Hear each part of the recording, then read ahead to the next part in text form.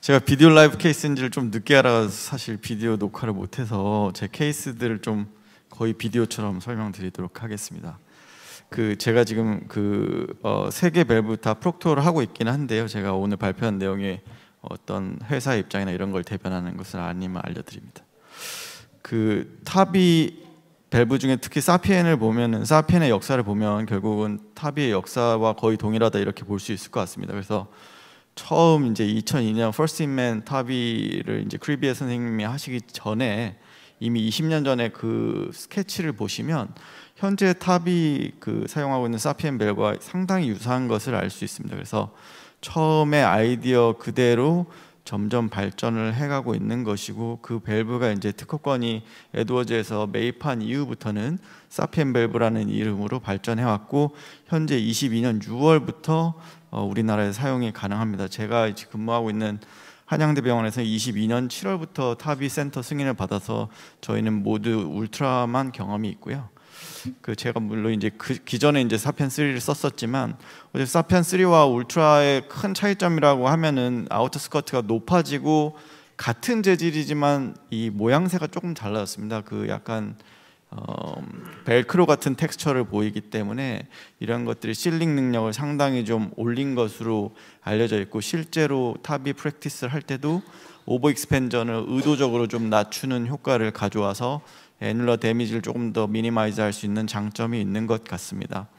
현재 우리 병원에서 지금 시술하고 있는 시스템을 보면은 사피엔 3가 40%로 가장 많고요. 원래는 이제 에볼루트 프로 플러스 하던 것들을 이제 저는 에큐렛 네오 2로 상당히 많이 교체를 했고 소수의 네비터 경험도 있습니다.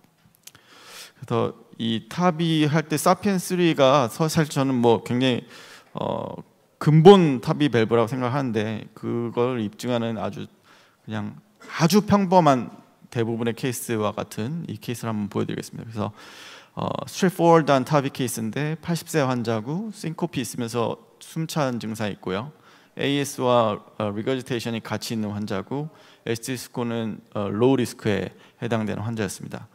저는 이제 디바이스 셀렉션 할 때 EKG도 디바이스 셀렉하는 중요한 요인 중에 하나로 생각하는데 이제 RBBB 같은 경우는 저는 에볼루트는 좀 피하려고 하고요. 이 사람이 EKG 보면은 사실 QRS 컴플렉스가 와이드하지는 않지만 PR 인터벌 역시 좀 넓어져 있습니다. 그래서 PR 인터벌이 긴 경우도 결국 컨덕션 디스오더를 유발시킬 가능성이 더 높은 것으로 알려져 있기 때문에 컨덕션 디스오더 위험이 좀 낮은 밸브를 선택을 하게 됩니다. 에코 보시면 저희가 타비할 때 항상 많이 보는 calcified thickening 리플렛이 있으면서 AR이 약간 보이고요. 리플렛 모빌리티는 많이 떨어져 있는 상태입니다. 픽벨로시 D1 CBIS에 해당되는 환자였었고요. 그래서 CT 찍어보면은 이런 CT 모양을 보면 상당히 뭐 마음이 놓인다 이렇게 볼 수 있겠습니다. 애널루스가 상당히 서큘러하고 어디 모난 노듈라 칼슘이 보이지가 않고요.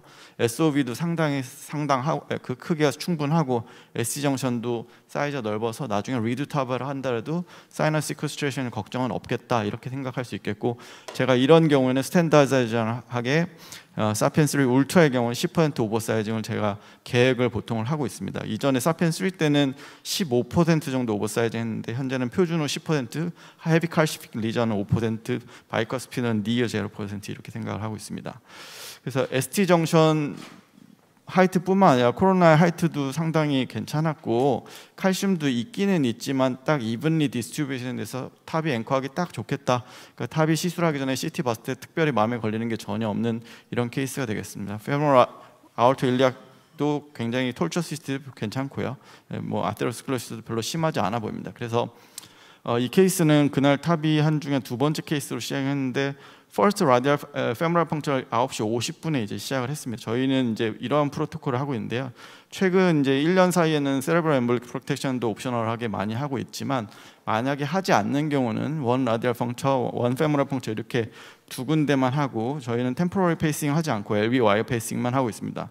그리고 이제 프리클로즈도 이제 투 클로즈 쓰지 않고 원 프로스타일만 쓰고 끝날 때 이제 페모실 필요하면 쓰는 식으로 이렇게 하고 있어서 바스쿨러 액세스 하는 과정이 좀 짧은 것 같습니다. 그래서 9시 50분에 펑처 시작하고 54분에 이제 코플라나 뷰를 하나 얻을 수가 있습니다.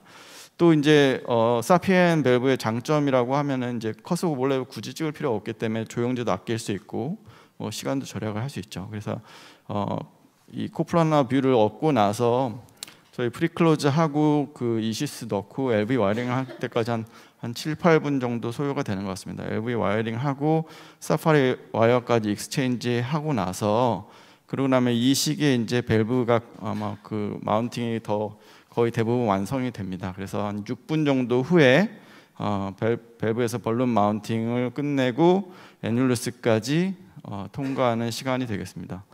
또 이제 사피엔 밸브의 특징이라면은 딜리버리 시간 플렉션 할 수 있기 때문에 아울타의 그레이트 커버처럼 긁지 않아도 돼서 제가 보기에는 그쪽에 있는 언스테이블 플렉이 사실 엠볼릭 스트로크의 중요한 원인 중에 하나라고 생각을 하거든요. 그래서 그런 문제를 좀 최소화할 수 있고, 그리고 나서 한 2, 3분 정도 아마 타비를 임플란테이션하는 속도는 공이 우리나라에 사용되는 4가지 밸브 중에 가장 빠를 거라고 생각이 됩니다. 그래서 푸셔 뒤로 빼고 나서 위치 한번 맞추고 래피드 페이싱 하면서 밸브 임플란트 하면은 이제 프로시저가 그냥 끝나버리죠.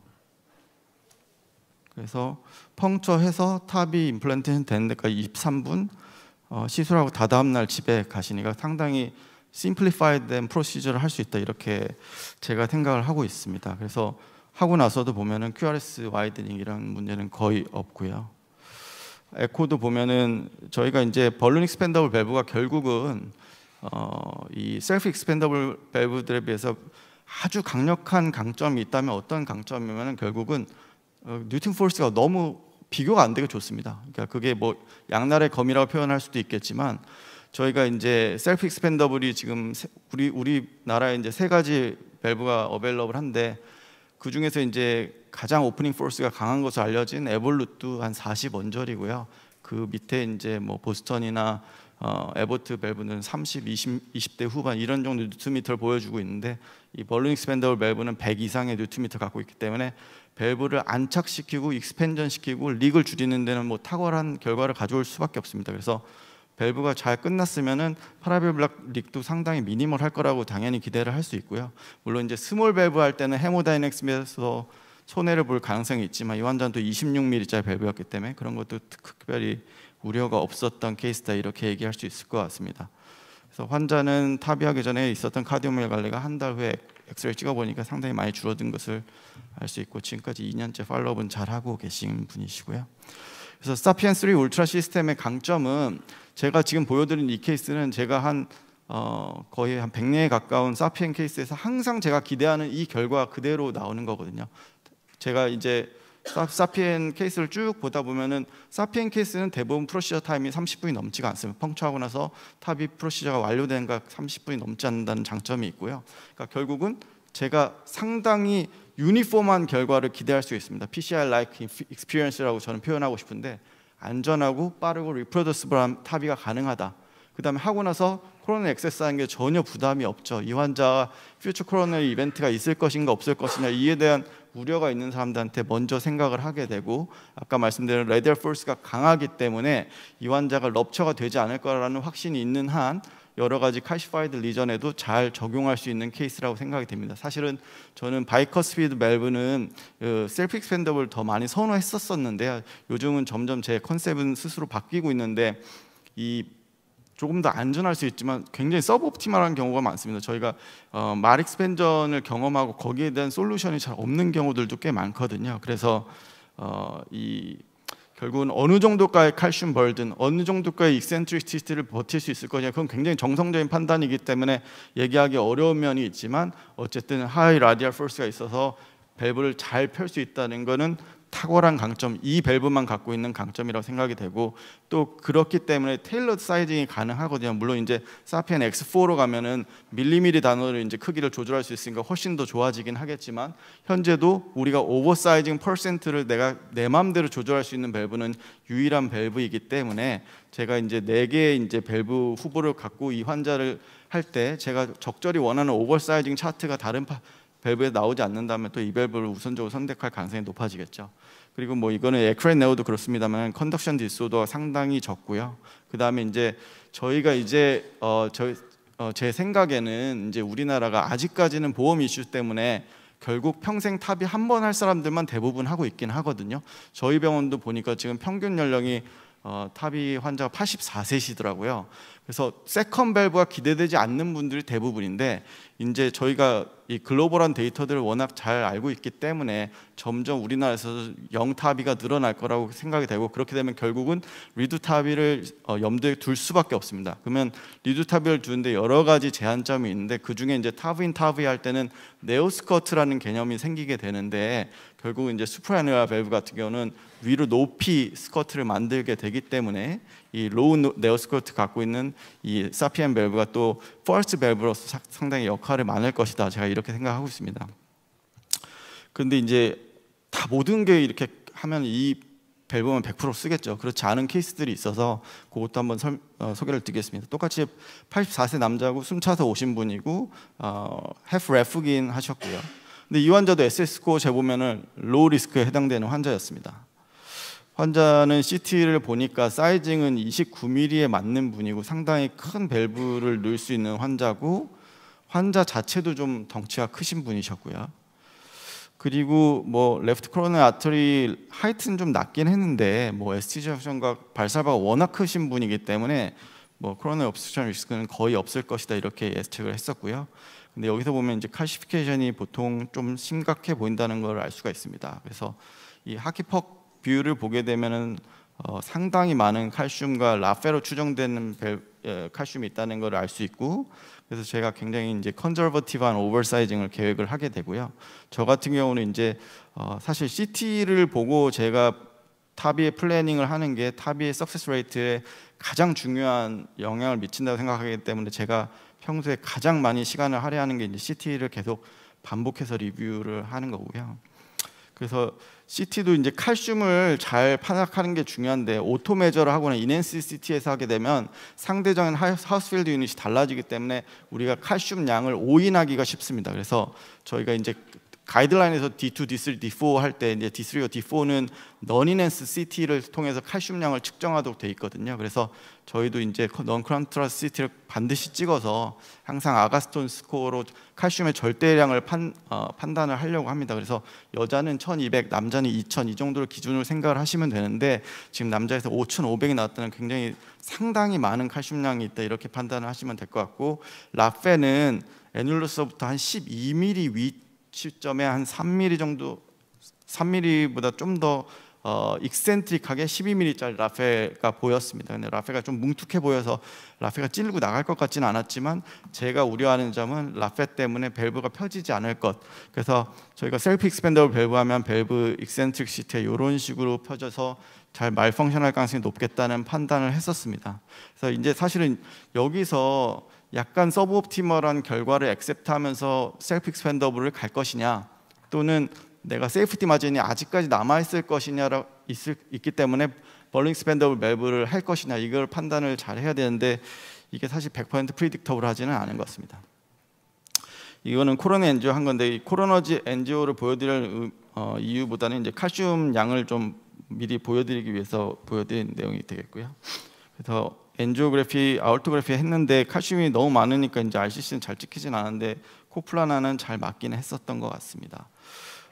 무슨 이제 라페 있는 환자들 다 문제가 이제 이런 프리딜레이션이 굉장히 슬리퍼리하고 이펙티브하게 되지 않는데, 이 환자는 이거를 미리 잘 보고 제가 꼭 하고 싶었기 때문에 좀 여러 번 프리딜을 했었고, 마지막 프리딜 때 결국은 그래도 끼워서 벌룬 엔지오까지 할 수가 있었습니다. 25mm 정도 했었는데 플루이드 약간 새는 걸 보였고, 완전히 모디피케이션 잘 하지는 못한 상태였고요. 근데 너무 추가적인 데미지를 주는 게 좀 걱정돼서 여기서 멈췄었고, 그 다음에 밸브 위치를 맞춘 다음에 익스펜전 했습니다. 근데 여기 보시면 처음 밸브 임플란테이션 될 때 밸브 패럴렉스가 굉장히 좋았었거든요. 사실 이 아올타와 상당히 위치가 리니어하게 잘 돼 있었는데, 그런데 익스펜전 되면서 라페에서 밸브가 다소 틸팅된 것을 볼 수 있습니다. 그래서 NC 사이드가 딥하고 RCC 사이드, LR 사이드가 좀 높은 이런 뷰를 볼 수 있고, 그리고 나서 이제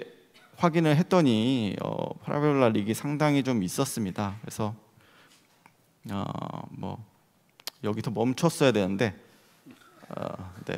왜냐하면 제가 3%밖에 오버사이징 안 했었잖아요. 그래서 6%도 컨저버티브한 사이징이라고 생각을 해서 1cc를 더 오버필해서 익스펜전 했었습니다.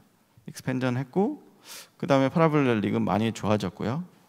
근데 여기 보면은 여기 이제 약간 잘 차지 않는 것을 볼 수 있죠.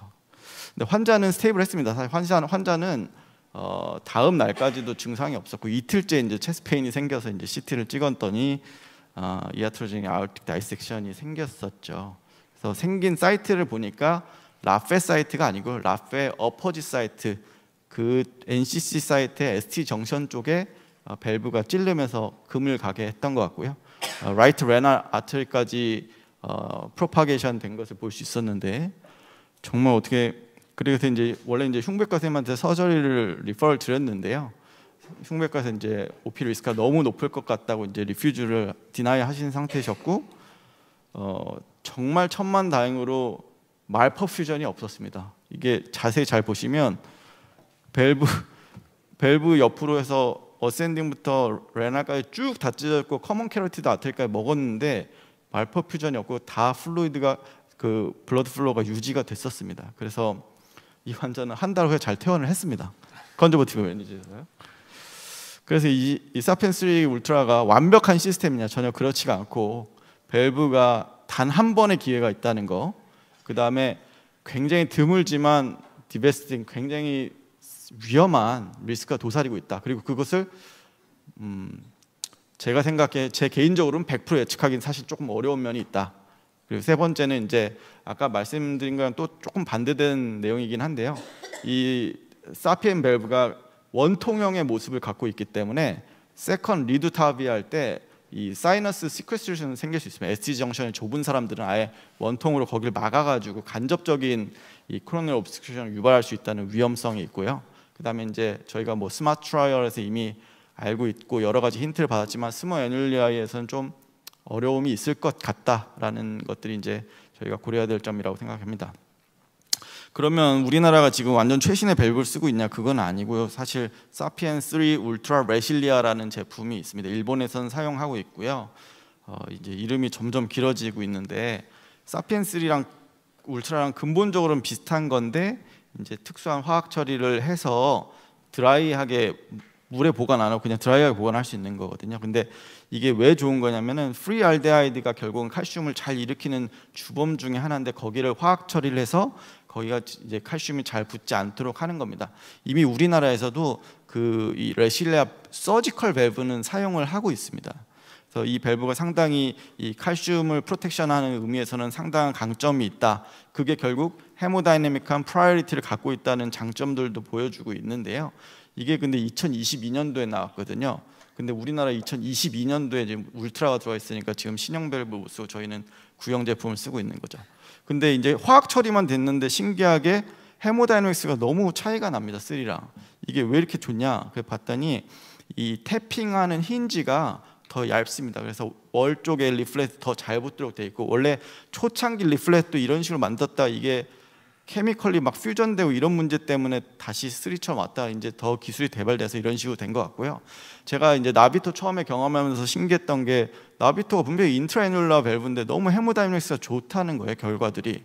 그래서 이런 비슷한 힌지 시스템을 사용하고 있기 때문에 이런 슈페리어한 결과들이 나온다. 그래서 아마 이런 밸브 나오면 이제 스몰 애뉴라에 대한 것도 어느 정도 극복할 수 있지 않을까. 그래서 현재 최신 시스템은 레실리아인 거고요. X4라는 디바이스가 이제 곧 나올 거라고 예상되고 있는데 여기는 사실은 제가 보기에는 그 아우터 스커트가 약간 달라진 거 말고는 크게 달라진 건 없고 제일 장점은 크기를 우리가 오버사이징하는 조금 두루뭉술한 그 파라미터가 아닌 우리가 정말 직관적으로 이해하기 쉬운 밀리미터 단위의 이 익스펜전을 조정할 수 있다는 게 상당히 좋은 장점일 것 같습니다. 특히 또 X4는 이제 커미셔널 얼라이먼트 맞출 수 있고 프리마운트 시스템이어서 아마 이 밸브 쓰면 이제 10분대 탑이도 할 수 있지 않을까 이런 생각이 들고요. 그래서 지금 탑이 밸브가 쭉 진행된 거 보면은 모양이 그렇게 많이 바뀌지 않았습니다. 그래서 사피엔이 그만큼 완성된 좋은 시스템을 갖고 있다고 생각이 되고 저는 이걸 딱 보니까 이 차가 생각이 나더라고요. 이 포르쉐 911도 처음부터 이렇게 크게 디자인 많이 바뀌지 않았거든요. 근데 지금 포르쉐 911의 7번째인가 8번째 버전이 나왔다고 합니다. 이렇게 아가미도 생기고 비슷하지만 더 완성된 시스템이 있거든요. 그래서 저희도 지금 제가 듣기로 내후년에 이제 레실리아 들어오려고 하는데 더 빨리 들어오고 사피엔 시스템이 타비의 아이콘으로 잘 자리 잡았으면 좋겠습니다. 감사합니다. 네.